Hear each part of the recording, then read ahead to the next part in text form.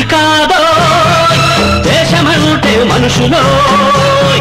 దేశమంటే మట్టి కాదో దేశమంటే మనుషులో అన్నాడు మన మహాకవి అదే అదే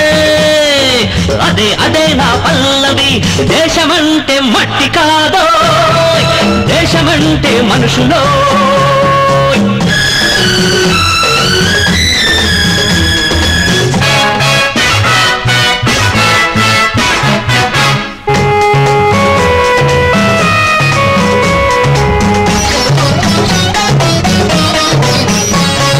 నువ్వు తినే కూడు నువ్వు కట్టే బట్ట